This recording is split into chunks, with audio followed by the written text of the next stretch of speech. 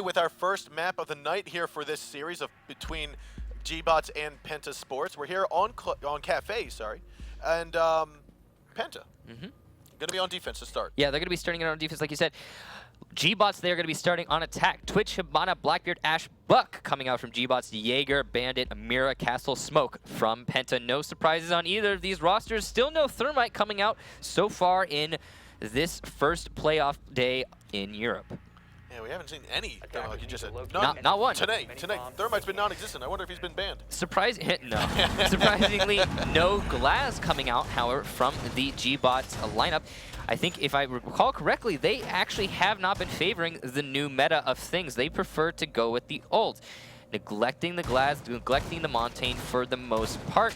We'll see if it works out for them going into this particular match. There is going to be a Mira, however, speaking of new meta, coming from PENTA, and that makes a lot of sense. They will be using it, obviously, on this bathroom and freezer looking into piano. Falco is going to be opening up that hole preemptively, and then the drop down subsequently in the cigar lounge. And what that's going to give him is a line of sight onto any attacking operators progressing through that cigar door into the bar. Yeah, and I mean, one of the things that we've seen a little bit different that I remember about PENTA doing before was we saw where Mira was setting up her windows inside of the freezer and inside of the bathroom on that top floor.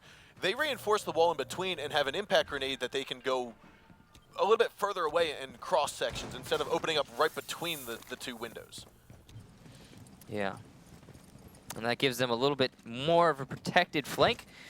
However, it still is exposed.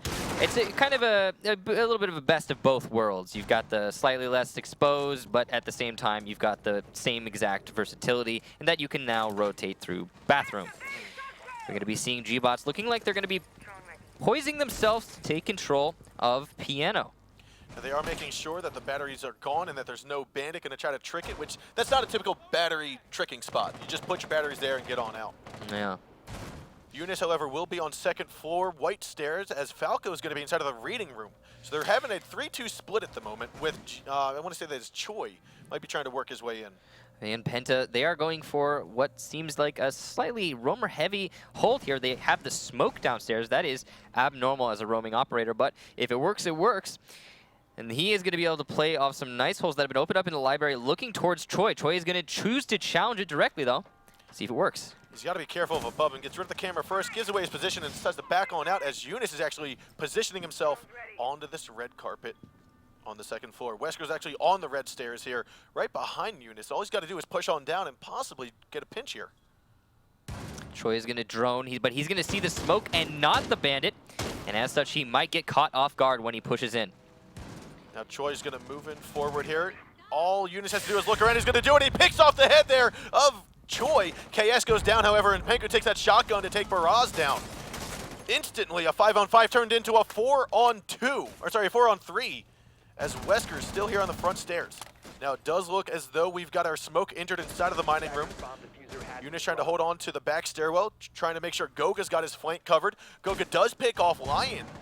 A 3-on-2 going here as we have 40 seconds remaining. Drid's going to work his way up to the piano room. His diffuser has been dropped there. Wesker's working his way onto the second floor, right by red stairs. Goga's situated in a very nice position, waiting for Wesker to peek in. He knows he has the diffuser there and 25 seconds on the clock, and all he has to do is stay here prone and wait. He has Castle close proximity with the diffuser. He's going to challenge the Buck and win. And the rappel comes in. Wesker will down him, and now he's going to move over towards the corner, but it will not get the shot. Wesker has picked up diffuser with 10 seconds to go. He's going to go against Eunice here inside of the bar, as well as Wesker. I'm sorry, Wesker's moving on forward, and he does get picked off by Eunice. An excellent round from PENTA. Very dynamic hold there. You saw gBots, they tried to make their standard push into the piano and into the red stairs and then cigar. And every step of the way, seemingly, PENTA was there to answer it, was there to take off one of the gBots players and then fall further back into the site. As well as that Ash trying to challenge those roamers downstairs. Unfortunately, bit off a little bit more than she could chew and exposed herself without any teammates to trade her back. They capitalized on the trades each and every time, or they got one above the trade and then pulled back, like you said, back onto site. Yeah, it was just a really, well, I like it.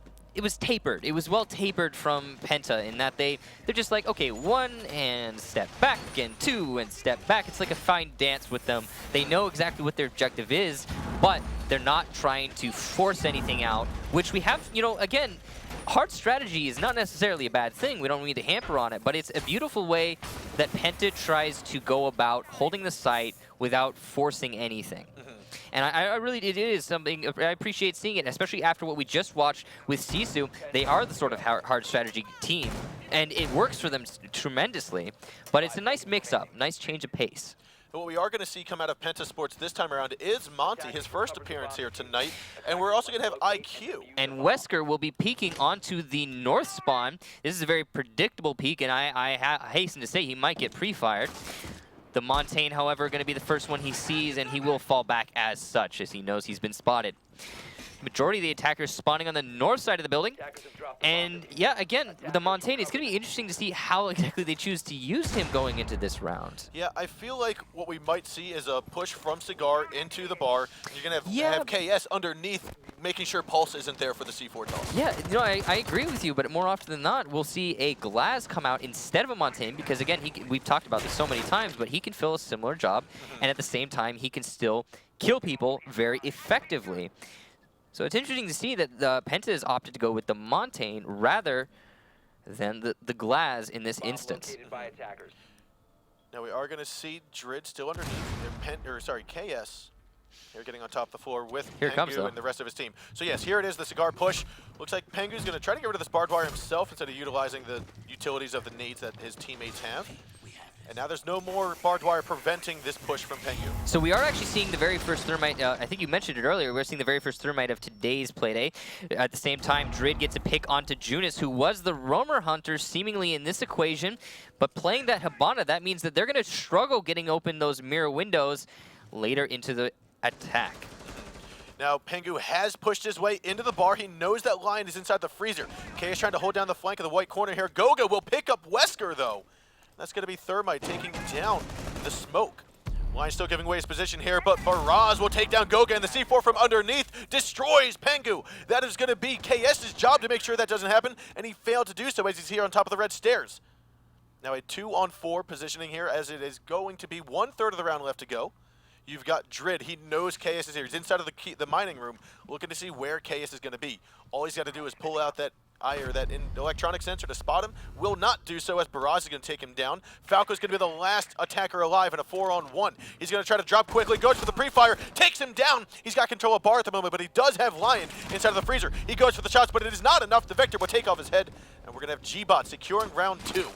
So an excellent interpretation of an attack there coming out from Penta, but unfortunately, as you said earlier, KS, he just did not secure the bottom floor, and because of that, Pulse was free to C4 from underneath and stop that Montaigne plant. Everything was going Penta's way, except for, again, not enough control downstairs. And I think that is also partially, not necessarily KS's fault. You could also attribute it to the fact that Hibana got picked off so early in the round, and that seemingly was also her job as well.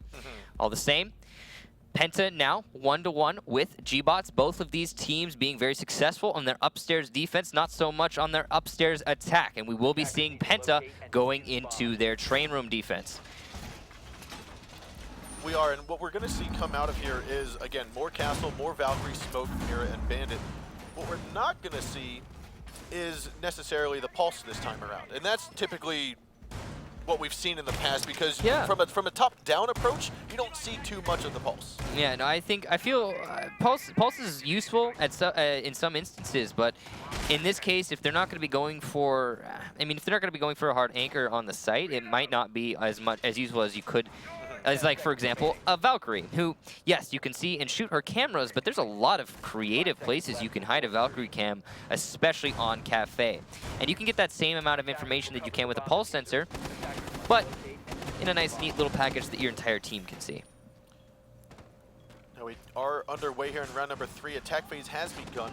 We've got a 3-2 split from the defenders. Ooh, Choi is choosing to rush on into the site right here. He's going right on in. He's already inside the site, but he's going to turn around and just die immediately. Falco turns the corner at the perfect time and will take down Choi. Wesker will also go down by Goga here.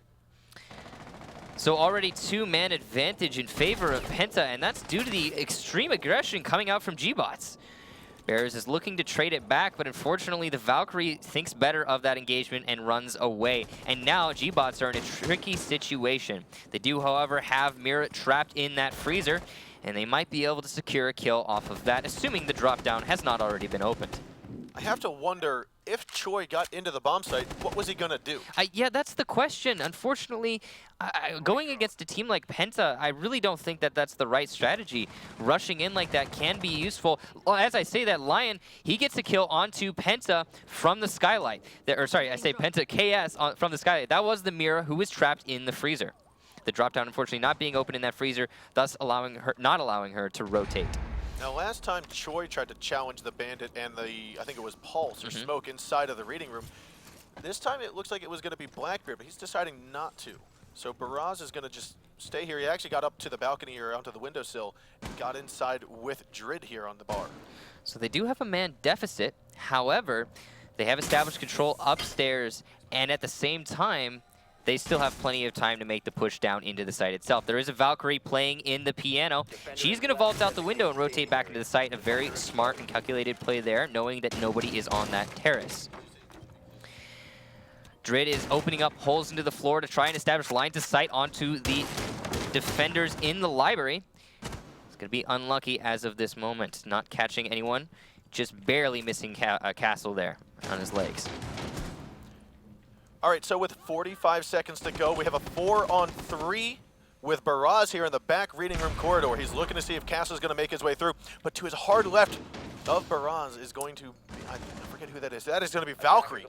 Looking around, and it looks as though Drid picks up Falco, but Goga is going to take down that Blackbeard as Baraz will fall. Junis, though, taking down Drid. A 3-on-1. Blind's going to be the last one alive. He's inside a reading room, but he's got a castle wall preventing his escape. Eunice knows he's there. He's going to try to pre-fire a little bit more. Pengu's coming around with his SMG-11 in hand. He goes for the shots on the line, but it looks like Eunice will get that final shot, and the bullets will go flying, and Penta will win round number 3. So gBots rushing in a little bit foolhardily and putting themselves at a man disadvantage early on, and then further into the round, struggling to maintain upstairs control, wasting a lot of time challenging the Mira and the Valkyrie and losing people, or losing attacking operators in the process as well, causes Penta to nice and neatly just be able to rotate back into the site and hard hold to lock out the round. An unfortunate start for this map coming out from gBots, but it has, again, so far been entirely defender-sided. So if the pattern continues, gBots will be able to win this train room defense and put themselves back into even score. Yeah, I don't know if the pattern is going to continue exactly because they aren't. I don't think Penta's going to be the ones to charge right in like Choi did. No, that was a weird decision. I could see that working. I was trying to say this earlier, but I could see that working going against a hard strategy-based team that is very rigid. But going against a team like Penta, they're going to be playing dynamically and fluidly. They're going to be waiting for something just like that. I mean, anyone's really going to be waiting for it. I just don't see it being the right decision. However, I doubt we'll see it coming from gBots any other time in this match. It is likely they were just trying to catch Penta unawares, and it just didn't happen. What it looked like was just a spur of the moment, hey, I see this opening, let's go for it. Yeah, no barbed wire along my track. I'm going to make it and see what happens. But I think it also, you can attribute a lot of the reason that it didn't work to the way that Penta set up their library. They opened up a ton of holes. Not necessarily in expectation of that, mostly I think just for their own rotation, but because of that, there was a direct line of sight onto what Ash was doing. It was a side effect of their defensive setup. Right, so here we have, again, another Montaigne coming out from Pengu. And this is really interesting to see. In the past, Pengu, he's been a Blackbeard player, but on Kafe, he's opting for the most part, straight up a Montaigne. And it's going to be curious to see if he's going to try to go for just a waltz into sight, smoke it off, and plant backwards sort of strategy again. Penta trying to establish dominance on the upstairs, slowly but surely. Not taking any unnecessary risks, not rushing in. Now we will see KS, like I said, just right at the top of the stairwell. Pengu actually gets off of the top of Bakery, works his way from the bottom of these red stairs. Moving on forward now, the mirror window has been opened up. I don't know if that was intentional by the defenders or if it got pre-opened up by Pengu earlier. I think it might have been intentional. There's no reason to like have it not be open per se, and it is going to lend the Mira a good line of sight onto players coming from red. However, Goga looking to set themselves up to what we saw from... All he's going to have to do is just pre-fire. This is going to be a dual pre-fire. They're going to hit Pengu a little bit, I think. Yeah, but he will go full shield and turn towards the bullets. All that gBots are trying to do there is stop the Thermite from opening up that red wall. And if they're successful in that, they're stopping Penta's strategy here cold. The Thermite, however, has gone off, and Pengu is going to inch his way into the site. He does have the diffuser, and he's looking to get the plant. Now he's being very cautious of that mirror window. They know it's there and opened up. Wesker actually progresses into the mining room. You've got Goga at the top of red stairs. Dread trying to come around from the cubby. C4 gets tossed out, will not do any damage. Pengu trying to de-shield himself and go for Wesker. Looks like KS gets that shot onto Dread though. Now Pengu trying to dance with the devil here as flashbangs go flying in. Wesker is totally blind. Doesn't see Pengu coming around. He will get the shot down. KS also gets Choi. Falco's going to get a kill of his own. It's a 5-on-1. You've got Baraz who will then be taken down by Eunice. It is a flawless round by Penta. A tremendous flank and collapse by PENTA Sports. Not only that, but the very first attack win on the board and putting them in a sound 3-1 lead. And what a round it was as well. The way that Penta played that, you saw that they had a very obvious idea. Well, they're very, well, you could say a strat. Let's do the barrage thing. We'll come into red stairs, we'll open up the red wall, and we'll get the diffuser in the corner next to the trophy case. That's our strategy. And then, once gBots put themselves into position to counter that strategy, once they started actively moving against it, Penta responded to that by backing up and then rotating around and collapsing on the gBots defense. You saw KS, he just went upstairs, vaulted over the railing, and killed the player who was outside of Red Hall. I mean, it was a very good adaptation coming from Penta. It's almost like take out the first responders sort of mentality. You go in, you cause a little havoc, you let everyone collapse on in, and then you come around and finish them off. And they are very clearly using Montaigne for just that purpose, causing a little bit of panic, forcing gBots to respond. And as you said, on that response, they then act.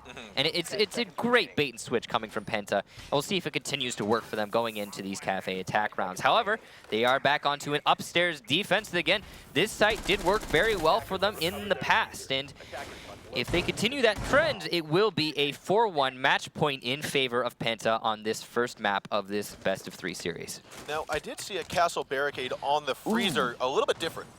Yeah, on the freezer, I didn't actually quite catch it, but I'm curious. This is nice what Barrage is doing here.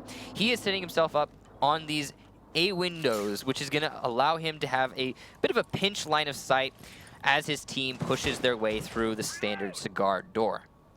Now he does have to be wary though. There's no there's Claymore, no Claymore or anything. I mean, Goga has the potential to jump out. Right now he's stuck inside of the A-bomb site, but and knowing Penta, they would do that, right?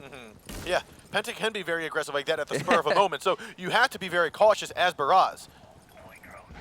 Ooh! Oh, he's going to go for the shots, but it doesn't land. He heard the reinforcement starting to get it placed, goes for the wall bang. I think he hit him once, so at least a little bit of damage, maybe on the shoulder or something happened there.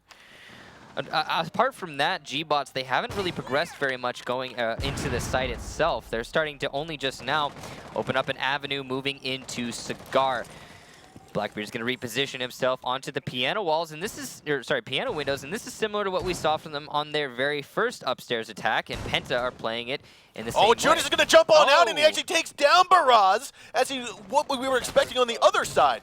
Now Eunice will get back on inside as no one else is repelled. He's going to go all the way downstairs into the bakery connector and come on up red stairs for a later on flank, but Choi's already anticipating it.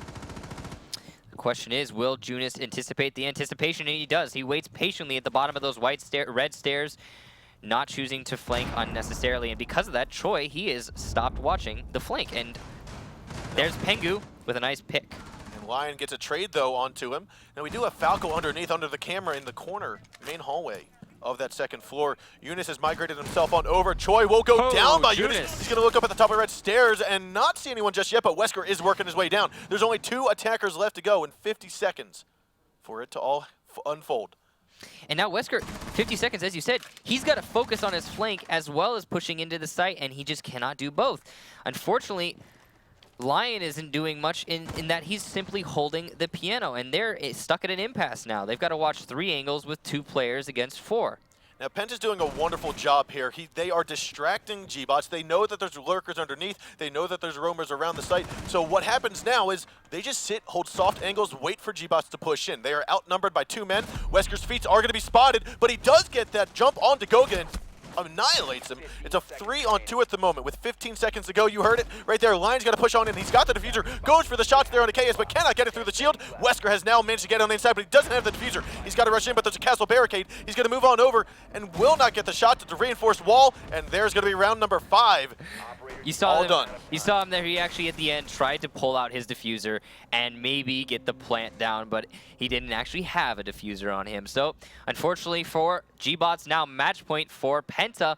And I think that round mostly came down to the roamer game and the lack of gBots' response to said roamer game. They didn't know exactly how to handle it. They didn't put any claymores down on the next to the windows they were rappelling on, and as such, when that vault came out from Penta, there was no response whatsoever, and then even after that, there was no response to the roamers. You need to either compartmentalize the roamers and force them to not have any options as roamers, which is to like put claymores down, have someone watch the flank, and they'll get picked off as they try to make it affect your attack. Or you need to get aggressive on those roamers and force them into the site or kill them. Those are your two options when dealing with a very strong roamer game, which is what you're seeing from Penta here. And unfortunately, gBots, they're just not able to execute either of that. They're just getting stuck in between the anchors and the roamers and just getting picked off one by one.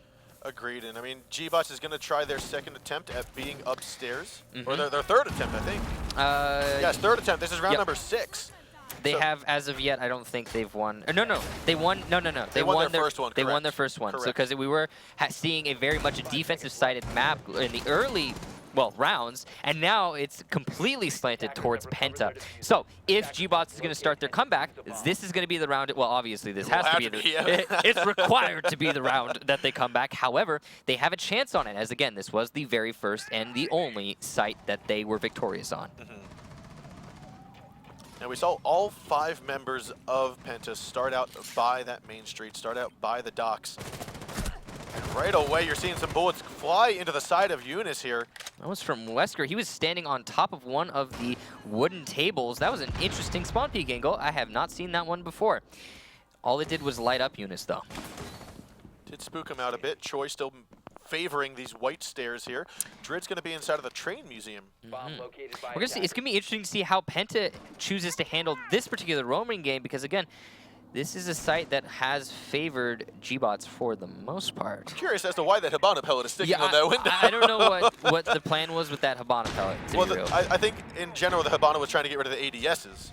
That might have, that's likely it. But I was just curious why the one stuck there. The plant coming down from Pengu just simply waltzing into middle. the site. C4 will not do the damage to it, but the gas will. He does not get it off in time, but Eunice and Goga going to get a triple kill here, taking down Choi, Wesker, and Drid. The smoke grenade from Wesker, like we said, showed up and took down Pengu. The plant does not successfully go down, but they have managed to take out 3 of the defenders here with a minute and a half left to go. So that was great by Penta to bring back the odds into their favor after the plant failed to go down. Now we have more people that have dropped on site. Lion's going to be inside a freezer. Plant will go down, but I don't see bullets flying his way. Baraz is going to move on over. He gets another kill down to 3-on-2, 3-on-1 as Falco gets the trade. gBots has 1 defender left. That's going to be Lion. He's inside of the freezer against 2 attackers from Penta. You've got Hibana and you've got Glaz. As long as they peek him together, they should have a good chance of winning this. But at the same time, Lion, all he has to do is wait for sound cues and wait a whole minute. Now, Eunice is very much hurt, so he will be the one to drone out, and Glaz will be the one to most likely execute. As of this moment, he has neglected to drone out the actual position of Lion, though, passing on the library. And I think Lion's going to read into that. He moves his way back into freezer, but, the Eunice drone will catch him. So Eunice is going to go for a pre-fire here, but he is super low on health, so I wouldn't expect him to fully engage on this just yet. He's trying to get rid of the barbed wire. There are 30 seconds to go. Glaz still up top, but he will drop. And Lion did hear that, so now you're going to see some shots go through. Goga picks up the diffuser. You're going to have Eunice try to hold it down. However, Lion gets a shot. He's going to come around. He gets the clutch here, taking down Eunice with one shot and then moving right on to Goga. I believe that was a 4K. It was at least a 3K, and a well-played round from Lion, taking very, very patient on that going into that round, knowing that Penta, they're going to attempt to go for the diffuser plant yet again, and they did time after time, and I can't help but feel that that's what cost Penta that round in the end. They've tried so hard to force out the diffuser plant right in front of that bar, and it just didn't work out for them. They kept losing players to that. They lost 3 players simply to trying to plant the diffuser when they had such a man advantage. Seems unnecessary. Agreed. However, gBots putting themselves in a position for that comeback, and a well-deserved comeback if they can make it happen. Still though, match point for Penta, and they are going to be now defending the train room. See, I think the assumption, I think Penta played that very nicely. The assumption they made was after they droned out the freezer and they droned out Mira, they probably assumed Mira went down and dropped through the hatch. That could have been something they thought, because the hatch was open. She could have come around for a flank potentially. That's why he felt comfortable. Because I don't think that's the case. I think it just came down to the Hibana, like, the Glaz put his trust into Hibana. That's what happened there. Yeah. And it should have been the other way around, because the Glaz has more DPS and has more HP. It's going to win the engagement with the against the Mira. I don't think that's what they thought. That's what happened, because they would have heard it. And apart from that, Mira is super slow. She is crazy slow. She would have made it back in time. And if she had C4, maybe she could have made something work, but I think she had already used it. Yeah. I think you're right. The reason I was thinking that they made that assumption is because I would have expected Glaz to actually push the left side of Freezer while Eunice held down the right side. That's what I was expecting. If he had pushed that left side of Freezer, we saw if he actually had decided to peek that, he might have gotten the kill onto the Mirror. Instead, he stayed crouch and instead went for the diffuser, and again, that's what cost Penta that round, is they kept going for that diffuser. Yeah. However, now Penta on the defense again for Train, and gBots looking to take control of Piano. And this is what they've been doing so far on this Train attack. They've been unsuccessful in taking Train as of this moment, but this time they are choosing not to simply rush into the building. And this is what we expected. We didn't think that they would do that twice. Wesker getting very aggressive, however, on to the Cigar, is aware of Junis's presence in Piano. Yeah, so we're going to have Barrage trying to hold down Eunice. They know that there's a mirror window inside of the freezer. We're going to see Drid actually open up that soft wall. Bullets will go flying in as Junis does get picked off by Wesker moving into the Cigar Lounge. Early first kill here for gBots. It's interesting that Penta decided to play in the Piano but not reinforce those red to Piano walls. That meant Junis was very exposed, and because of that, Penta will entirely retreat from the top floor, defaulting it to gBots. Now, it's looking very good for gBots to bring this back into overtime if they can keep this round in their favor. Not quite overtime if they win this one, but the momentum. I'm trying to figure out where the rest of Penta is. I've seen 2 players. You've got KS back on site as Mira. So Falco, you've got Goga underneath. Goga's playing in the basement. Falco's playing outside Red I see Hall. Falco now, okay. Pengu is playing in the A site, and KS in the B site. gBots is going to be opening up holes in the floor/ceiling to try and gain the lines of sight onto these players, but they're playing very, well, like, fluid. They're not necessarily sitting in any of the static spots. You can see Pengu, he's playing by the A-bomb. About to get his feet seen. There's going to be a shot there. Oh. He's going to navigate out of the way, and he looks on up in the SMG-11. It's just going to go by Blackbeard. Oh, that is unfortunate. He looked for the opportune moment to take his shot, and it just bit him in the butt that he waited so long. And now we are seeing the man advantage being evened out, and only 30 seconds left for the attacking squad. They are going to choose to hit A. They haven't opened up the wall yet, to my knowledge, and so with that, it's going to be a soft wall here, so they will get it opened up very early. Or not early, but they very quickly. Pengu, though, gets another kill here onto Wesker. Now he's prone right next to the hole, but his laser sight might give it away. No, Choi's going to go down. He's going to come around the window with another shotgun. Goes for the shot. He gets Lion down. Another kill here. He's going to go for the knife there, and with 7 seconds to go, Drid drops into sight. He's going to pick up 1 kill, but he's the last man alive, and Pengu with a 4K here. A 4K from Pengu and an excellent round from Penta overall, and it is unfortunate from Baraz that he didn't just shoot the feet. I mean, that's a 2-armor dude. You're going to kill him in like 3-4 shots, even if you're shooting his legs. Yeah. You just go for it. All the same, a couple mistakes by gBots, and some fantastic plays from Penta overall. And I think that really, that last round did come down mostly to Pengu's excellent smoke play, staying alive in the A-bomb site, knowing that he's not being pressured from that balcony whatsoever, and he's allowed to move freely in the site itself. Yeah. I mean, gBots, they opened up the train room, but we've seen this time and time again, and it's becoming much more prevalent in this current meta on Kafe in that you don't have to sit in train room to hold the site. And Pengu proving just that by playing in the actual wheel room itself. And normally in the older metas, you'll see that wheel room being pressured from the window on the balcony. But it's just not coming out from gBots in this instance. And it's interesting. Penta, they did a very similar attack coming from the red stairs, but it worked for them because they played around the way that the defenders were trying to counter said attack. So they knew what was going to be happening. There's going to be a player outside of red stairs, there's going to be a player in the site itself, and they put themselves in position to kill said players. And we weren't seeing that from gBots. Yeah, and I mean, Pengu definitely shined that last round. Absolutely. I think one of the flaws that gBots had there was that Blackbeard not going for the early shots onto his feet. At the very least, like you said, there's going to be a couple shots to take him down, but at the very least, you're going to catch him off guard instead of him turning around already expecting to look up through the floor. Yeah, it's just truly unfortunate, but I mean, you could say, oh, well, if he got that kill onto Pengu, who later went on to go to 4K, then maybe they would have won that round, kept their dream alive, but at the same time, all of the other Penta players were playing up to par in that matchup. So, who knows what could have happened? It is what it is, and now we are going to be seeing the next map. Yeah, so our next map is going to be Oregon, which is a map we haven't seen yet this evening, but we've seen it quite often. Yeah, we've seen it throughout the Pro League. You're absolutely right.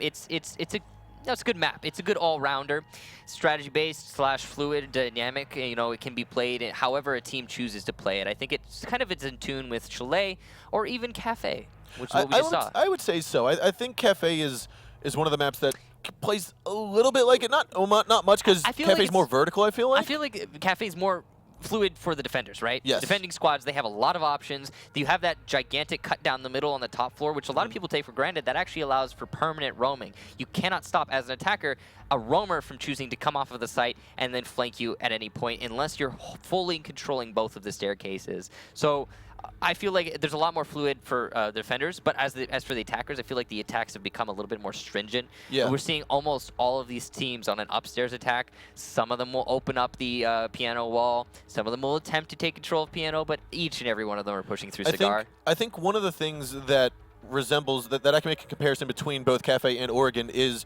Kitchen on Oregon seems like a very centralized defensive location, as Reading Room is on Kafe. We see a lot of teams stationed inside a Reading Room trying to hold down their mining or fireplace, as well as on Kitchen in Oregon for the top floor bomb site. We see a lot of teams trying to defend that Kitchen. Yeah.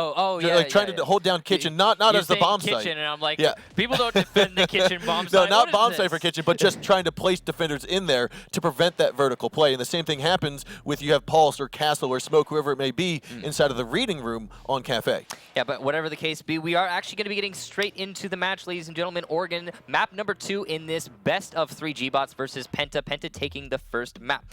This is, I think this is actually Penta's pick. This is Penta's pick, yes. So what we just witnessed on Kafe was actually what the map that gBots wanted to bring themselves to. So that is unfortunate that they could not have a stronger showing there. Hopefully, they have practiced a little bit more going into Oregon, and they will have a better chance of it up against Penta. I feel like the way that Penta plays as a team, as a unit, as a whole, is directly counter to the way that gBots handles themselves. Yes.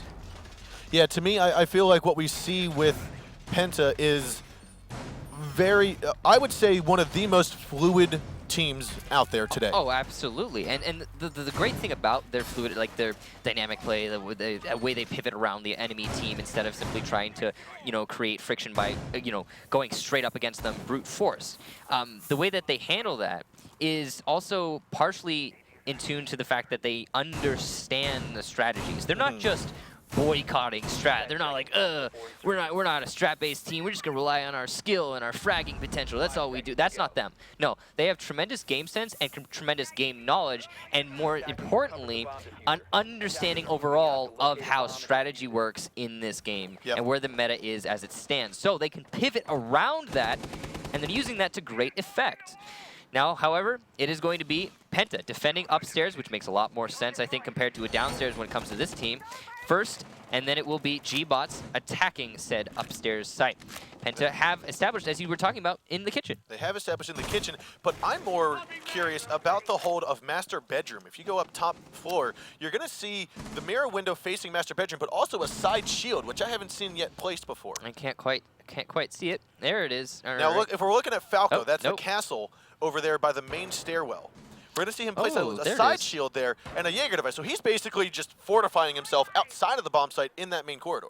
Yeah, that's going to lend a lot of control on the east side of the building if it is that gBots opt to go for an armory / master take. It doesn't look like that's what they're setting themselves up to do, but they could always adjust later in the round, given that they can run on those rooftops. So, yeah, a nice position from Falco, and I think it could lend a good advantage for Penta overall as a team. Troy choosing to play this big window. Not going to be able to get many picks from here as Penta, they're not going to be peeking onto that, buddy. Now, Baraz is going to use that IQ device, that electronic detector. Make sure there's no Valkyrie cams thrown out. There are no Valkyrie, but they haven't known that just yet. He did see the smoke, however, playing in that very predictable between those windows. He saw him as he had his camera out for a moment, or at least his gas canister held in hand. And they are going to know that Pengu is playing that position. Maybe a grenade or two coming out to down him at least. There's There 4 frag grenades that they have and only 2 ADSs, or 1 ADS to take out 2 utilities. So there it is. Now Pengu might try to peek on out of here. He's going to look for look for Lion. But right now, nothing's going to happen quite just yet. Pengu tucked around in the corner. There's the nade to come on up, and Drid gets the first kill of Oregon. So we have 3 players repelling on these B windows and no defensive operators in a position to stop said repel in. However, there is C4 underneath them. Ooh, and Eunice pokes on in to get Lion down. Drid's still looking to get Junis here, and he will do so in the trade. Looks as though Wesker will take down Falco, a 2-on-4 at the moment, 30 seconds left to go. Goga trades down Troy, and it looks like Drid will get that diffuser planted, pokes on over into Red Tower and tries to nail Wesker, but will not do so just yet. Diffuser has been planted, that's 45 seconds on the clock. Baraz takes down KS with a headshot, and now Goga, last man alive, gonna have to either go White Tower or come up the back stairs. He plans to do the latter, and now he's gonna go on over here to the dorm stairwell, looking in towards middle sight, and will not see anybody. He's gonna peek around, and now he's been heard. Looks like Baraz is just looking for a very tight angle. Doesn't see him. There's the shots, and he finally gets the kill. We're going to see gBots take round number 1. It's an older strategy, but it checks out, sir. That gBots opting to go for that B window / main tower attack strategy. Very simple. Establish control over main tower to deny the flank onto the players repelling onto the B windows. Kill the player sitting in B with grenades or whatever you have at your disposal, and simply repel in for the plant, and it worked out stupendously. The players down in kitchen, unfortunately not able to make any sort of effect onto that attack strat, and you would have figured that they would have in that instance. They had the C4 in the mirror, more than likely, and they also had holes open in the floor to lend them line of sight onto those windows. So interesting that they did not make any effect there. However, gBots putting themselves in a strong position early into this map, and they will be going into their own upstairs defense with their own interpretation. So like you said, gBots successful on that attack. I felt like Penta, they were spread out in a good position. They just, I think, might have overlooked the possibility of what happens if we lose our man in the kids' dorms. Yeah, no, Junis, he did make a good rotation, but unfortunately he was not enough as he was traded back, as you guys saw. So maybe you're right. Maybe Penta, they need to lay a little bit more thought into the baseline B window attack strat, which again, it's a very old strategy, but it still works if you're not actively attempting to counter it. And it seemed like they were actively attempting to counter a armory / master take. They were attempting to counter a tower, or sorry, not a tower take. That's exactly what happened. A kitchen take. They just weren't in position to counter the one take that gBots decided to use, which is weird for Penta. As we have talked about, they are the sort of fluid team that puts themselves in a position to counter everything.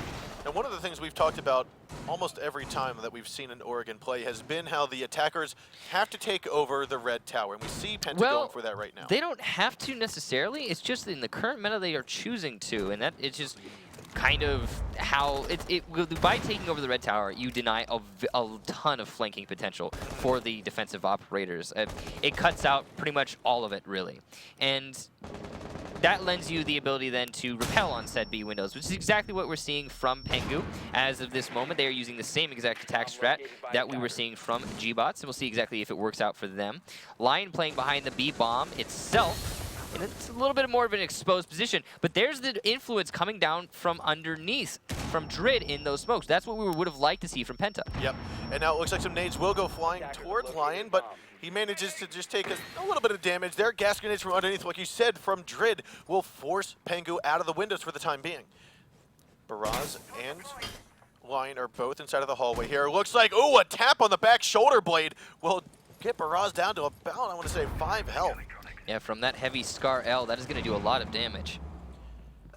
Now Eunice has made his way into the attic here. We see the wall getting opened up. Looks like that might have been a C4 from underneath or just inside by Wesker. He's here right inside of the main corridor, going to try to pre-fire onto Eunice. I gotta say, he's got to have a Valk cam or something in there to be able to pre-fire that as effectively as he just did. Yeah. No actual real progress being made, though, from Penta. They have themselves situated all around the site. They're just waiting for gBots to make a mistake and to peek the wrong angle. The last smoke grenade coming out as KS repels into the bomb site. Now Goga hopped in through big window. Case is going to go in for the plant. It looks as though Lion gets taken out by Goga, and we've got Baraz who gets nailed by Pengu. So here we have a 5-on-2 at the moment. Now Falco was able to just destroy Troy.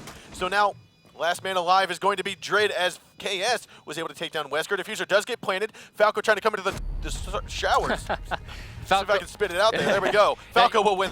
You got it. Falco with his Falco game sense, knowing that the last player always got to be in lockers for whatever reason. I may as well go back in there and get the final frag. Yeah, why not? Just hop into the window. That is. You can see him. He was leaving the lockers. He was like, you know what? No. If I were Smoke, I would be in lockers right now for no apparent reason. I'm gonna go back in there. I'm gonna get that kill. That is typical Falco game sense. Falco knows. But anyway, there you have it. Again, the attack round being won on the upstairs defense. And are we gonna see Penta? Are they gonna try and force out that upstairs? Or are they gonna go back into the basement? Seems like they're kind of adamant to go again into the kids' dorm.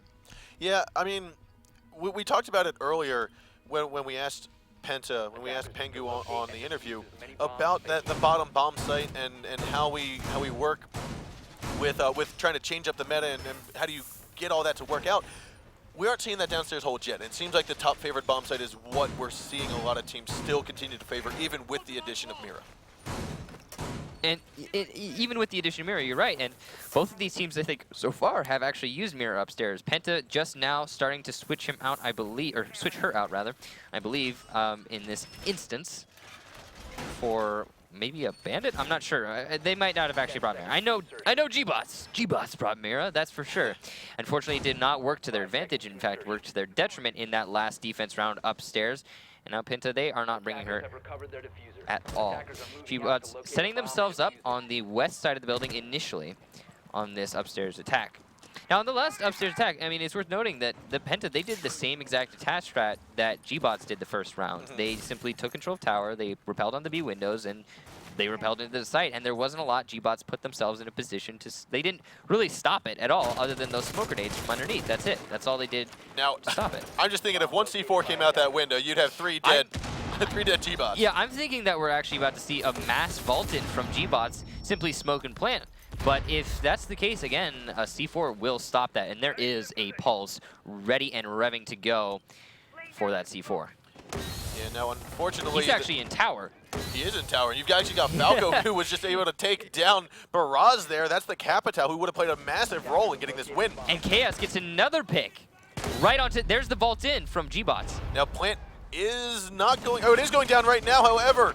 It does go down all the way. Pengu gets a double kill onto Wesker and Lion as Drid manages to get Goga down. 2-on-1. You've got Drid last man alive. However, they aren't in a position. Drid's not... Yeah, he can't stop the defuse He can't stop, but I don't think Pengu knows that just yet. He can now. He can now. He's in a good position. I think Falco... They're just waiting for Falco to get the information onto the glass before Pengu makes his last desperate ditch effort to push into the site. Now Falco's going to go and rush on out here, but the device has been detected. Drid's going to get one. He's looking on up top and down below. It's going to be Drid getting the clutch here in a 2-on-1 with Diffuser planted, taking out Pengu and Falco. An excellent strat from gBots saying, hey, if nothing's working, let's just all walk into the site and get the bomb plant. And it certainly worked out for them. It didn't look like it was going to, but unfortunately, the legendary Falco game sense not working to his advantage in that instance. That is kind of, honestly, I am amazed. He somehow barely missed that glass with his pulse sensor when he was downstairs. He barely upstairs. missed it. I mean, to me, what looked like for Falco is one of those things of like, okay, why would someone be on that part that exposed? Why weren't you up on top of the roof? It's like when you go back into casual and someone does like the most absurd thing. You're like, why did that person do that? I can tell you he's saying that right now. I bet you're probably right in comms. He's like, what the hell? Why are you on the exposed part over there? You could have been on the roof. Is that what his accent is? No, I can't. I can't do a French. I can't do it. I can't do a French accent. He's got a very deep one though. I mean, it's beautiful. It really is. I wish I could imitate it. All the same. Falco making a little bit of a blunder with his smoke sensor there, or with his pulse sensor there. He did get a nice pick, though, early on into the round from the red tower. We were talking about earlier how that's why you take control of that tower early on as the attacking squad going into an upstairs defense, because you need to be able to prevent just those picks. And even so, gBots made it work for them. And now they are in the lead, finally, going on to Oregon. Now, again, this is Penta's map. This is the map Penta wanted to be bringing these two teams to. And they, it does look like gBots is bringing their A game to this map. It seems like they've kind of woken up a little bit from their last matchup, their last couple blunders on Kafe. Now, coming out from Penta, we are going to see what looks to be a similar push to what happened last time. They're going to take over red tower, make sure that's all clear, as Pengu's going to be on top of the white tower. Ooh, this is a dangerous game you're playing with Gravity, Pengu. Close to falling off there. Gravity don't mess around, man. Gravity don't mess around. There are not many players coming from gBots actually on the site. As you can see, 3 roamers. If Penta notice this, they are the team, we've seen this from them before in this particular matchup, to capitalize on the fact that there are very few anchors on the site and simply push in. Now Wesker will go down inside of the supply closet. I want to say that was a nade? Ooh, no, that was he was shooting him through the drop. That was nice. So it looked like gBots, they were trying to use this drop to deny the windows. Oh, and a good nade gets tossed in by Goga. That's just a Kobe right there. That just went in through the window, down through the hatch, and got the shots down onto Wesker. Up and over all net. Beautiful shot from Goga. And a beautiful down from Pengu. Again, they were trying, gBots was trying to use that drop down onto that window to their advantage, and it worked against them. Now Baraz will take over Eunice, taking off the head. That's the Hibana going look at down. This but angle. Hibana's already done her damage. However, Choi actually taking out Falco. Yeah, that was a nice double shot coming out from both of those two players. And now the man advantage is squarely in the favor of the defenders, where it was previously in the favor of the attackers. Now we are going to see a push on into the site here. Baraz is going to be on the back stairwell, as to his left is, I believe that's going to be Lion. There is no pulse sensor to stop this bomb plant. If it just goes down, it goes down. Oh, but the shield, the trade goes down. Lion will fall to Penta, fall to Pengu as Dread gets on the trade. Now a 2-on-3. Diffuser does not get planted just yet. It's in the process of it. Looks like KS will be successful. However, if KS goes down, Goga's not in a position to collapse on it, and we might actually be able to see it happen. There it is. And now 3-1 advantage for gBots. An excellent retake. As soon as that diffuser went down, they just jumped at the opportunity. They knew that IQ was playing on the big window, and they said, all right, it's a 1v3. Let's just rush him. Overall, a good round from gBots and a bad read from Penta. Unfortunately, they tried to get themselves situated into the site, but because there were 3 roamers, they didn't contain them whatsoever, and because of that, those roamers were allowed to then flank onto the attacking Penta lineup, and it just was not good for them. And now, again, 3-1, they're putting themselves in a good lead. One more round in gBots' favor, and they are going to be on match point. And they will be attacking a laundry room, supply room. This is the first time we will be seeing this bomb site played in this Oregon matchup. Yeah, and I feel like, we talked about it last time, it feels like gBots is upping their game. It seems like they finally have come awake. They've been woken up. They've woken up, exactly. And we are seeing them play spectacularly on Oregon. Spectacularly. I know, it's a weird word, huh? Spectacular something. Stupendously. Let's go with stupendously. I like stupendously. Let's go, stupendously on. I don't even know if that's it. Whatever the case be. They are doing fantastic on this Oregon map. Google synonyms, please help. So Penta, they're opting to bring a mute to the board here, and they're going to use him to try and deny as much information as possible on the roamers that they will have playing upstairs. As we all know, Penta, they are a very dynamic team. They like to have as much ground in their favor as possible, and they're definitely going to be showing that on this Oregon hold in the basement. Not going to anchor. Well, they're not going to hard anchor, that is, and they are going to instead opt to keep control of tower, meeting, and the west side of the building in those kids' bedroom. See, one of the things, if gBots successfully droned out Pengu and knows that there's an Echo on the team, if you're going to be pushing down that main stairwell and you know the Echo's going to be there at the very end trying to use that yokai, I would save an EMP for that. Give yourself a chance to be able to get rid of that yokai. But it seems like they're actually going to push from the back. Absolutely, yeah. They will be taking full control on this tower, and they're not going to spot the bandit, who is going to get the pick onto Drid early into the round. However, Pengu gets taken out as the first defensive kill as Lion just manages to get... He's already on site. He's going for the plant. We're only one-third of the way down. Wesker's taking over control. KS will go down. And we're also going to have Barrage take down Eunice. Goga will go down by Wesker. It's a 1-on-4. This has been the quickest plant I've ever seen on Oregon. Falco now trying to come around from the back, and Choi gets the kill there. And we're going to have gBots. Tremendous, immense push there. Penta, hello? Okay, so gBots. Here's the strat, guys. They walked in through construction in tower. They planted the bomb. End of story. Yeah. and you saw Penta going on that retake. They were expecting it to be in the supply storage area, that bomb site, because obviously they're coming from that way. They're pushing from construction. They're pushing from tower. So obviously it's gonna be. And then you saw Goga. On that Valkyrie, he just walked past the diffuser plant. Yeah. He's like, what happened? Hello?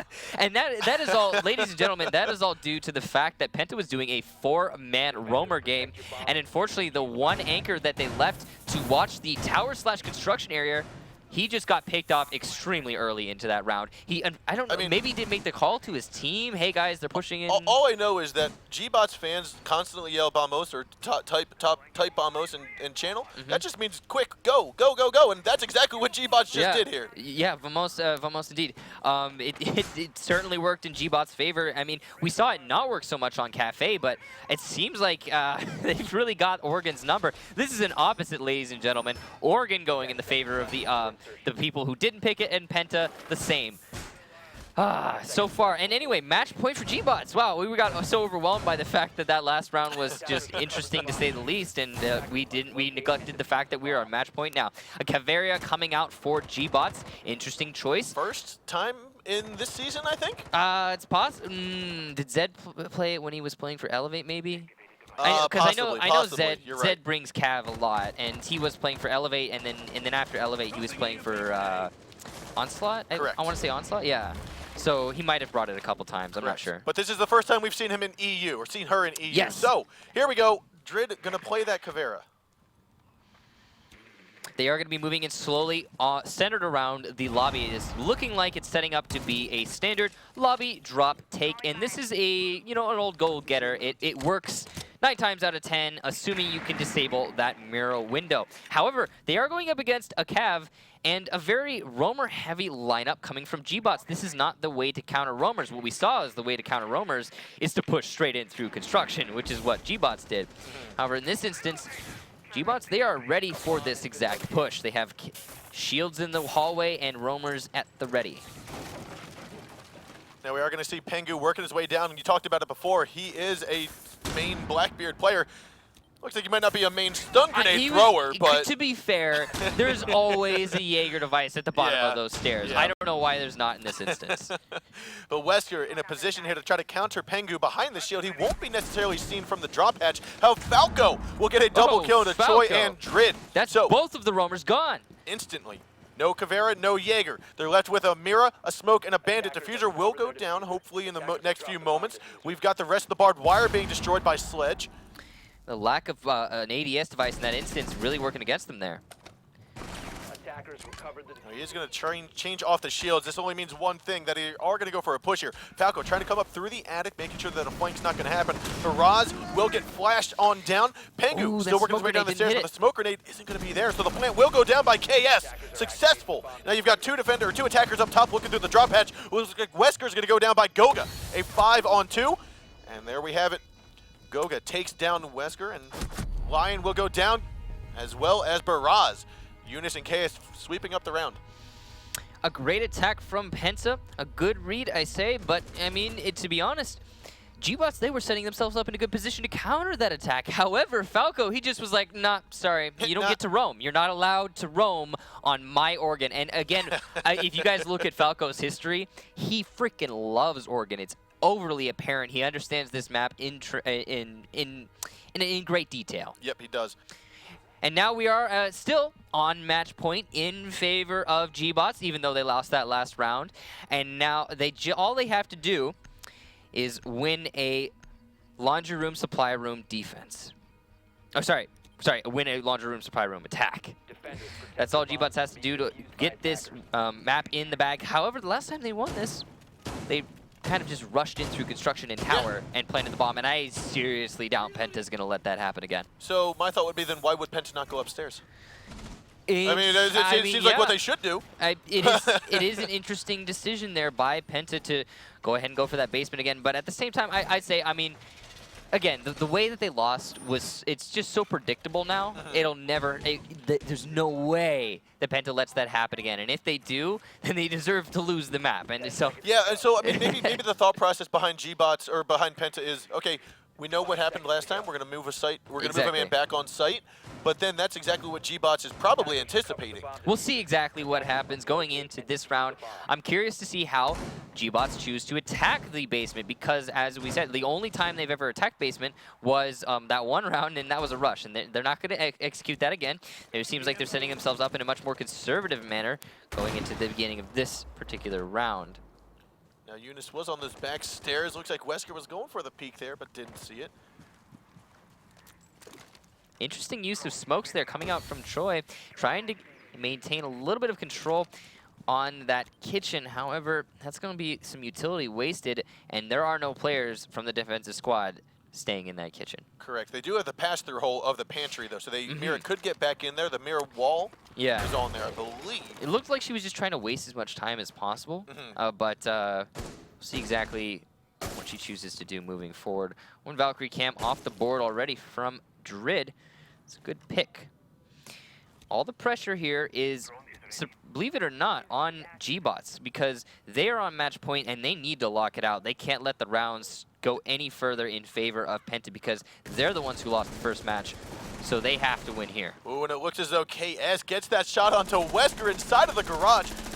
Now, we do have, I think that is Pengu playing the Echo. He's on top of the stairs going down to the laundry room.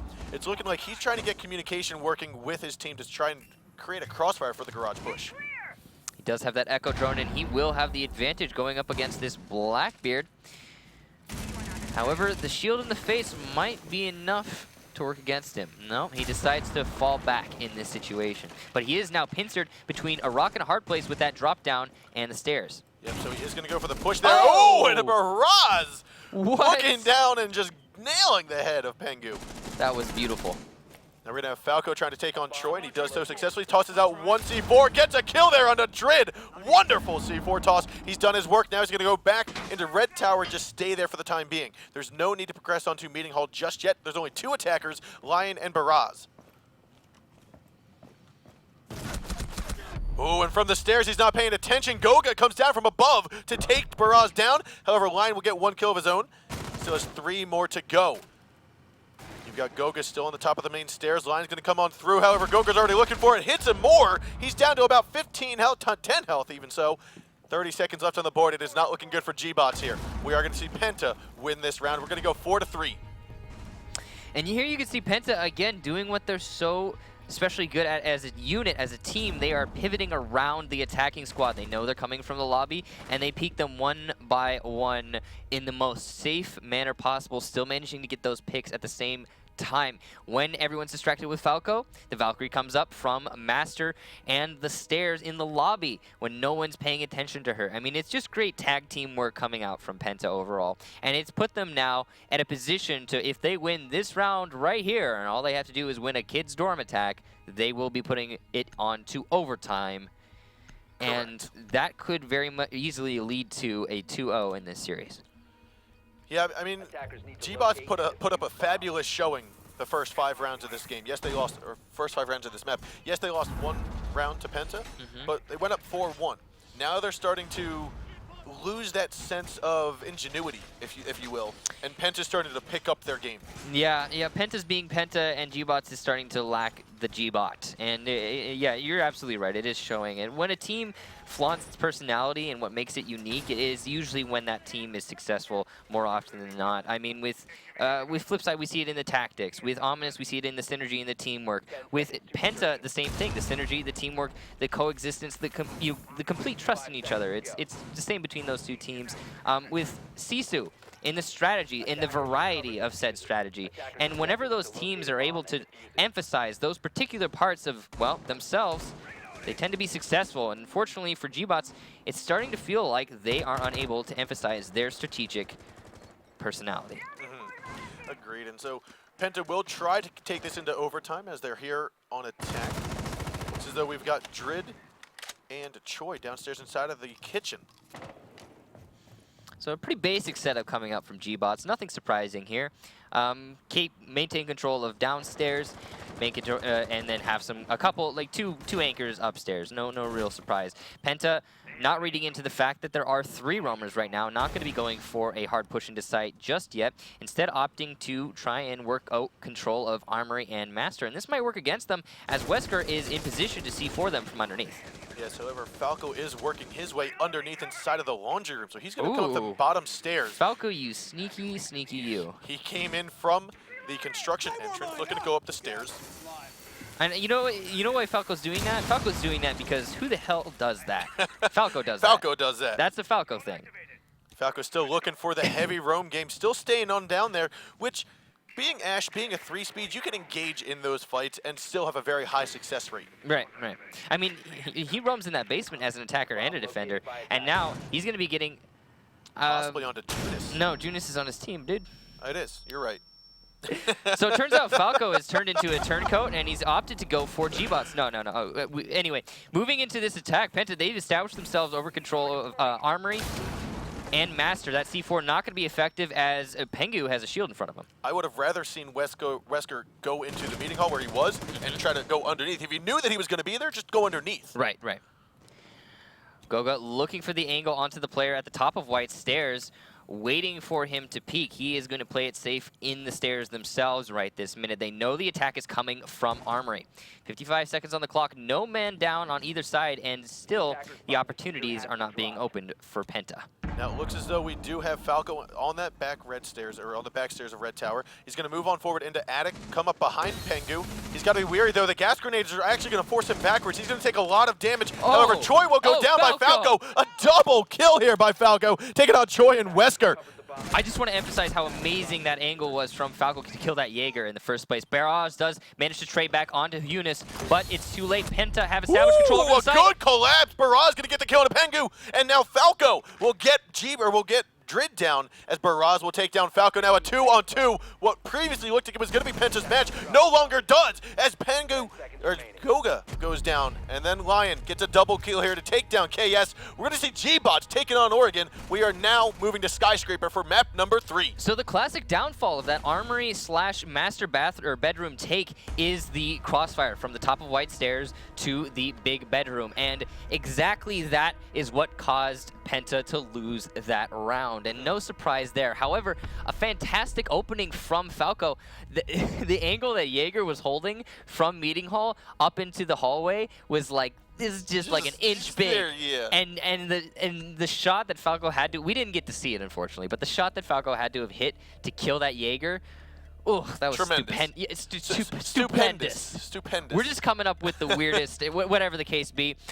A good job by gBots to bring it to the third map, and oh boy, it's gonna be Skyscraper. I'm excited for this one, gentlemen.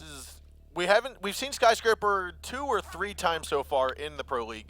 Yeah. And it's one of those maps, it's the newest addition to the map pool that is played.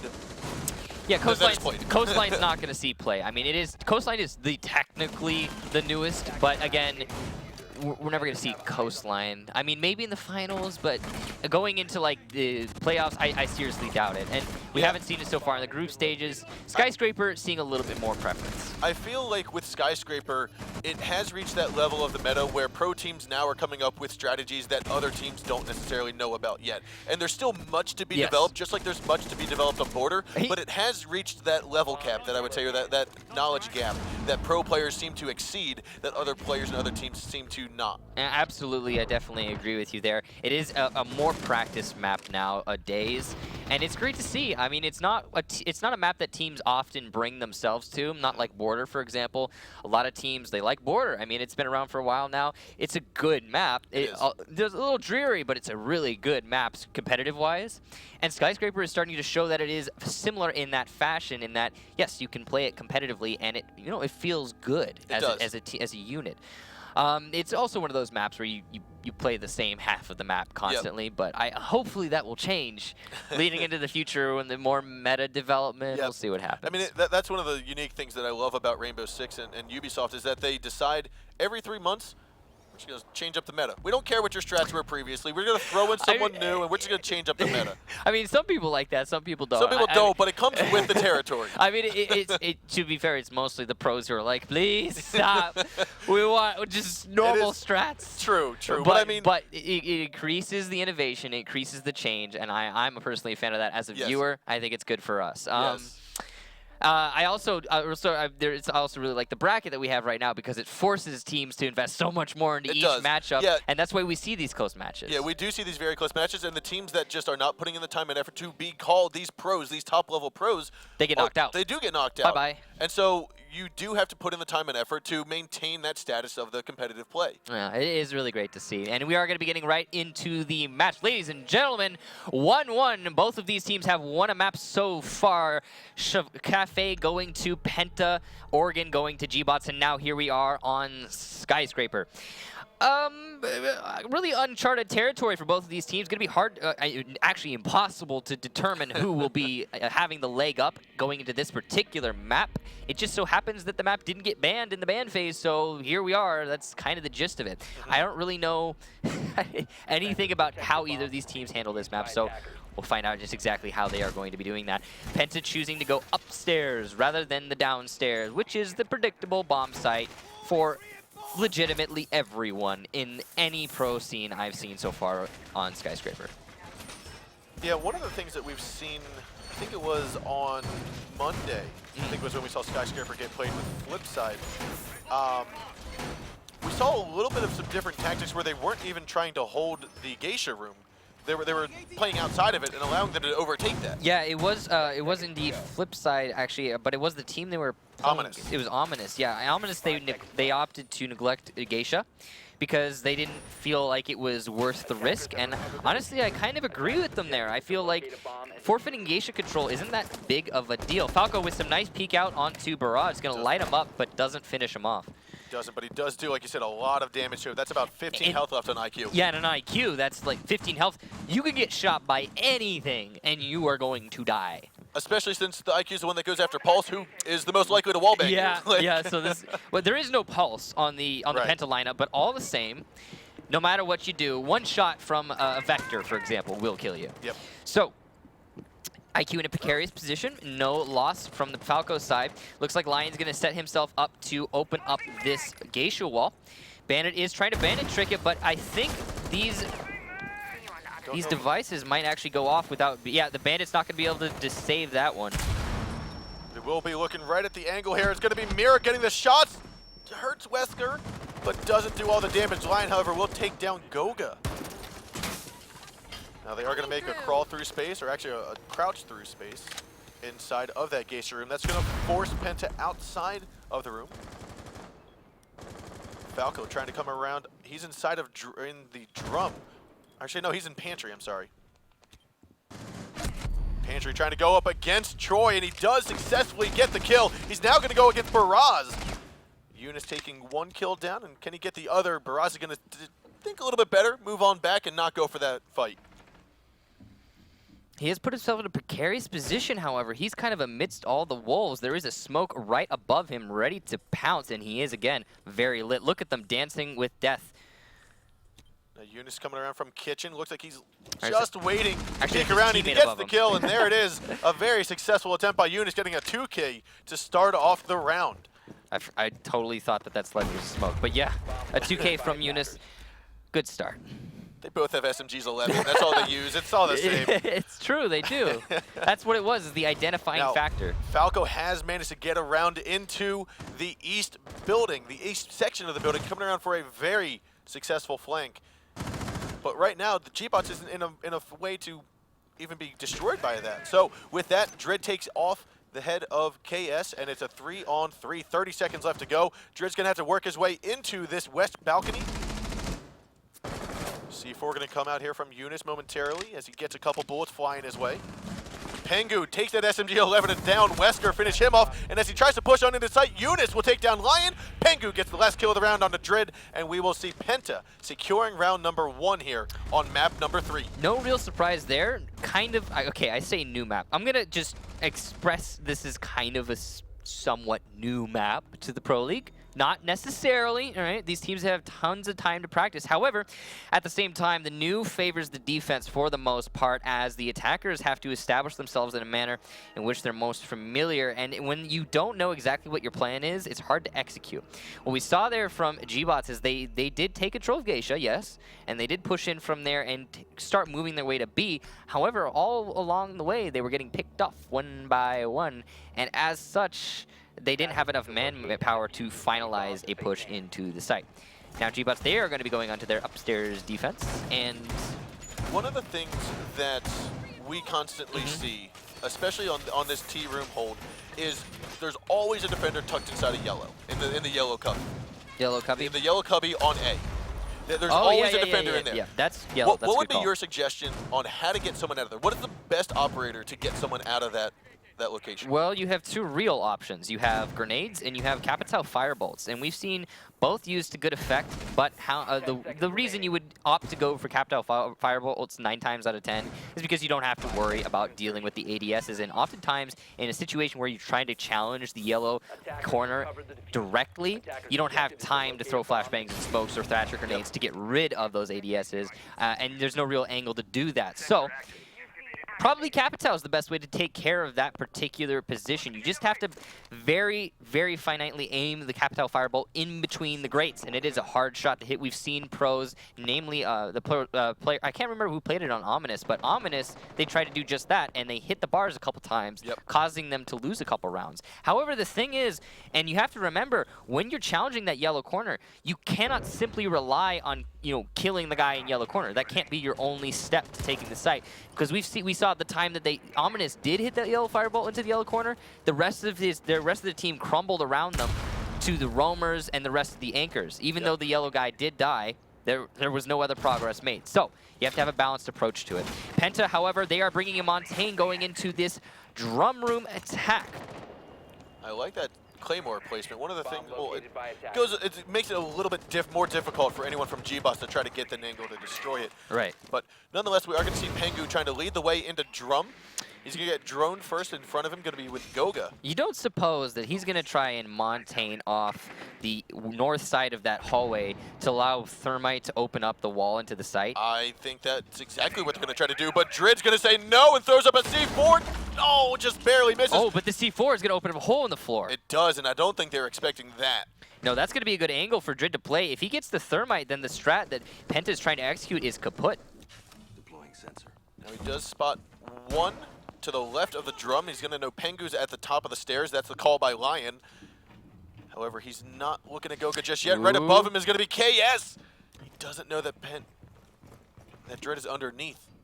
It's a very dangerous game being played between KS and Drid. He's going to look for the shots. He's going to get one and gets him finished off. That's the Thatcher. I don't think the bandit batteries have been removed yet, so no, it will not happen, as we also do have Choi picking up Eunice. So well played from Drid to throw a wrench in the plan of Penta's attack there, and now they're going to have to reconsider with only 46 seconds to go. There's not a lot of options for them here. They've only established control over Geisha, and that's about it. So they're going to have to get some really lucky picks moving into the site here to open up this round. 30 seconds left to go, and Goga's going to forego that Geisha room, move on over to the west balcony. You're going to have Falco try to push on in. He's stuck in the barbed wire, but he does get Wesker down. A 3-on-4. Pengu's going to go for the shots. He actually gets the headshot there on a Lion. A magnificent shot. Now Goga's going to get the north stairwell kill onto Choi. What was a 5v3 just turned into a 3v2 with 15 seconds left to go. Baraz is going to have to try to hold down the middle corridor. Falco's going to take him down. No, that's Goga. And now the last man alive is going to be Drid. He's here inside of the Geisha room hallway, but there are 3 attackers trying to nail him down. You've got the diffuser has been planted. Plenty of time now for Penta to get in position, and they know Drid is here. He doesn't have utility to open up that drop hatch, so Drid is stuck here. All you have to do is just solidify that doorway. Falco trying to shoot through the wall. It's not going to work out, but he does get the kill as the shield gets destroyed. Falco will take the round. An amazing attack from Penta and a turnaround at that. They had the round lost completely when their strategy failed as they were attempting to move their way in through seemingly the A wall using the Thermite Montaigne combo to cover him. And yeah, and as we saw Drid, he countered that. He got rid of the Thatcher, which meant the batteries were still alive, but all Penta did then was waltz out onto the balcony, waltz into B, carve their way through the roamers, and take complete control of the site, and then the roamers came up for the retake, and there was no way they're going to win that challenge in that hallway. That complete attack, so that complete round rested upon Penta being able to make up a contingency more quickly and more accurately than gBots was able to make their counter on the defensive side. Absolutely. We are seeing the adaptational skill of Penta as a unit, as a team, to just be like, you know what? This attack doesn't work anymore. We don't have a Thatcher, so let's not think about it. And so often, I cannot tell you how often, if a team would say, okay, you know what our strategy is, we're going to open up the wall with the Thermite and the Montaigne and the Thatcher combo. Oh no, we lost our Thatcher, there's still batteries there. Well, how do we deal with that? And they'll stall out. They stall 20, 30, 40 seconds. And these guys instantaneously, we're out, we're gone, we're going around. Yeah, Thatcher died and they left. They're like, peace out, we're going that way now. And then they just, again, they carved their way through the site just like that. Just like that. No complication. Oh, he's not going to get it in time. He's going to give that up. Wesker might actually see that. No, he's going to forego that window and just, as I say that, he's like, nope, I got to turn around and get that camera. He might, who watch him not actually find the camera on the window. This is an odd mirror placement, but I do like it. Falco out here inside of the pantry corridor, facing out towards the ventilation unit. This is going to allow him to aggressively peek onto any player on that south balcony without any serious thought or like concern to his own person. Yeah, he's not going to have a lot of pressure from anywhere just yet. Because he has all the information in his hands. He can choose exactly when he wants to peek. However, gBots, they are setting themselves outside of Geisha. Looking like they're going to try and push their way in upstairs above the site, which is pretty typical. They're coming in from the drone area as well. Or sorry, the drum area. Yeah, the drone area. They're both the same. You drone out the drum. But we do have Drid. He's upstairs in the east balcony by exhibition. Now, what I want to see him do is make sure that he's clear for the time being, but then also try to push out Drid, who is beneath him. Because right now, if they start hearing that people are in drum, you have the chance for a C4 to get thrown up from below. Yeah, I mean, it's another thing is Penta, they are holding this hard upstairs. However, they're not actively challenging the players coming in from drum, and because of that, gBots, they've established themselves in hallway.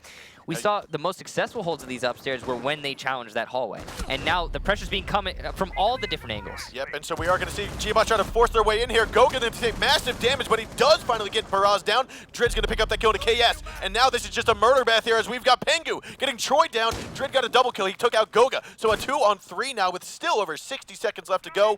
You're left with Falco and you're left with Pengu to hold down the defensive side here. Lion's trying to drone down from Geisha. Falco still inside of his pantry corridor as Pengu holds down Barbecue.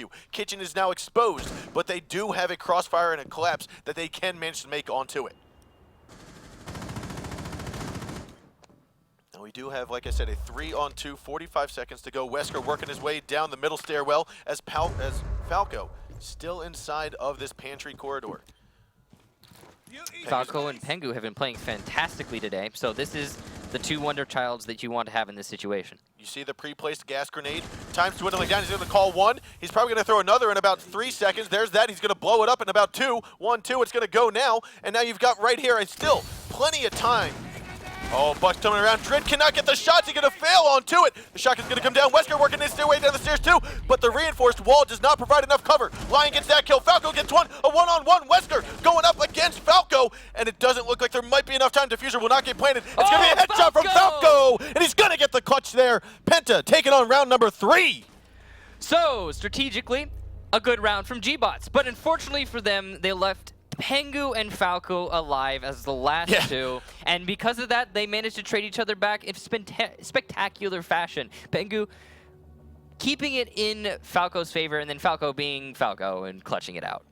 But I'm sorry, go ahead. No, all you. Okay. So what happened there upstairs, and what reason it was going in gBots' favor is because and I hate to reference the Ominous Flipside game so much, but the reason Ominous had so much success on their barbecue hold when Flipside was trying to take upstairs, or actually, no, it was the other way around. Flipside had success on their upstairs or barbecue hold because they were playing aggressive angles on the attacking operators coming from drum, coming from the balcony. They were actively countering that before they were given opportunity to then collapse on the roamers upstairs. And in this instance, what happened is Penta, they just didn't get any of those early picks, and gBots, they came in all together as a team, as a full unit, and collapsed on the roamers upstairs and just obliterated them. So what should have happened there from Penta is a little bit more aggressive play on the roam. However, it didn't matter in the end, again, because you left Pengu and you left Falco alive downstairs, and that's all that really mattered in the end.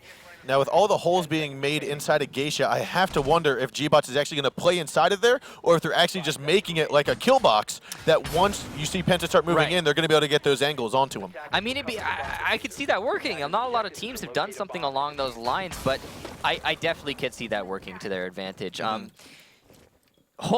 feel like holding Geisha is a bit of a misnomer, because you think it provides you control, but at the same time it's so expensive to hold and difficult at that it's similar to server on Bank for the basement hold. People used to just hold that hard. They would play 3 players in there, Smoke, Doc, Rook, everybody would stack up in there. And then you open up the drop hatch and it's done. But all together, server's unholdable really in the professional meta. That's the gist of server.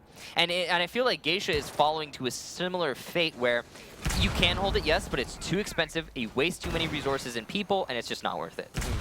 And so to reiterate the significance of this game and of this series, the winner is guaranteed a spot to land. So whether that be Penta or gBots, the winner is guaranteed a spot to land. They will go on to next week to play against Sisu. The loser still has an opportunity, but just barely. They will have to go up against Playing Ducks to win and secure their spot to land. So that is the significance. We have 1 map apiece. This is the best of 3 round. This is the 3rd map in this best of 3, and Penta is currently up 3-0.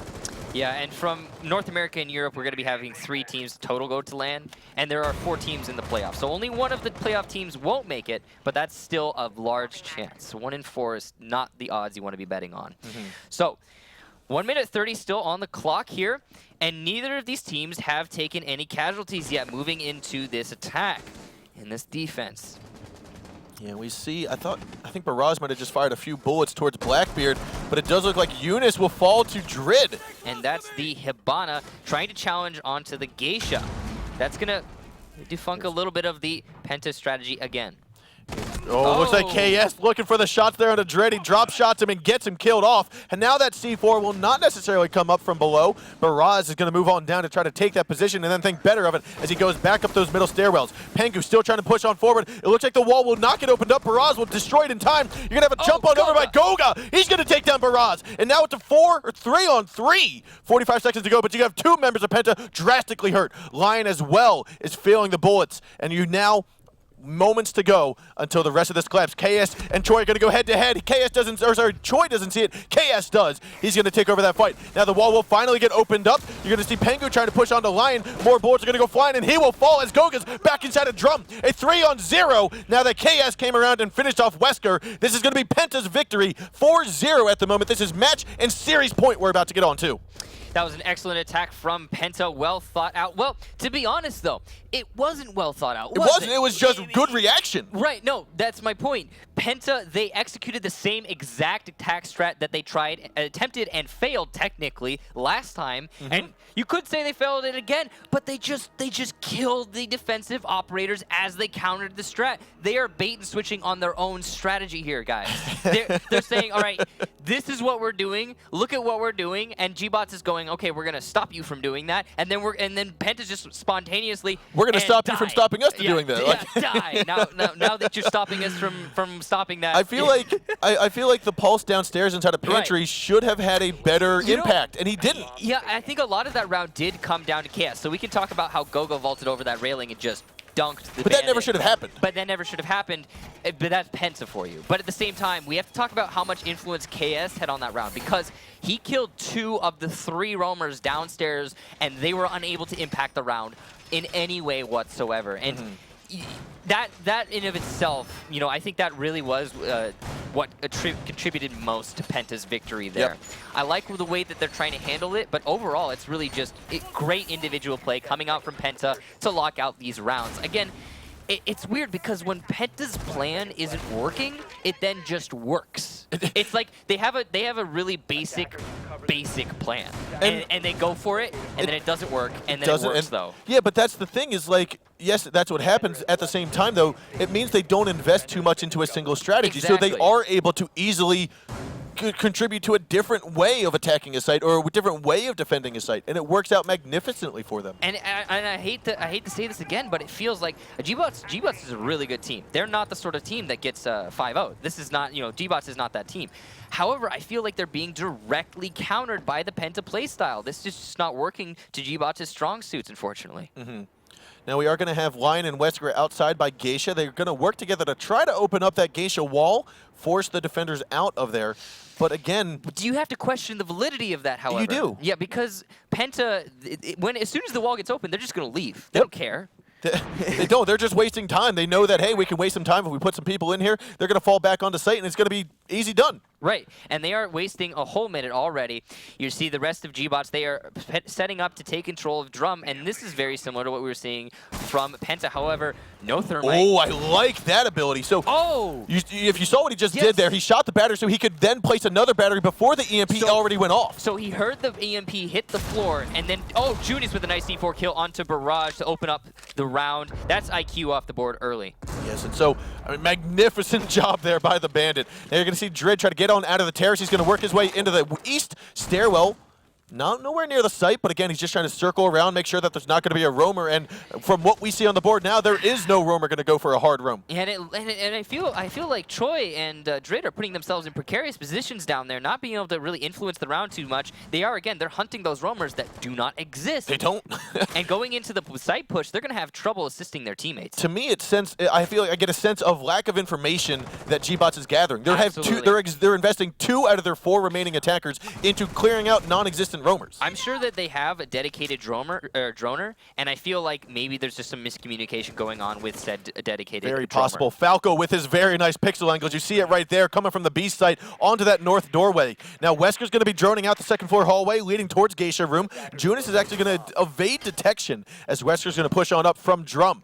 You do have Lion pushing on out from the north door. Choi's going to get his head taken off here by Junis. A very nice kill. He's going to go for a second one here into Wesker, but it's going to be another pop shot, and it is not going to happen. Oh, yes, it will. Wesker will take down Eunice. Now a 4-on-3 with 25 seconds left to go. You've got gBots needs to get a push here. You've got Wesker solo on health. Falco going to come up on over, and they're going to down each other, and that's going to be a duo. You're going to see Goga go get a kill, but Pengu gets the final moments taking down Lion. We're going to see Penta 5-0 gBots and get the victory, forcing their position into the LAN. A fantastic round from Penta on that defense overall, but I gotta say, a confusing round from Very gBots. confusing. I mean, they didn't push into one particular lane at all. They hunted the roamers that didn't exist, and then they kind of collapsed. I say collapsed. They encircled the Penta setup and couldn't get any picks, couldn't win any engagements, and in the end, it didn't. It came down to a rush, and guess what?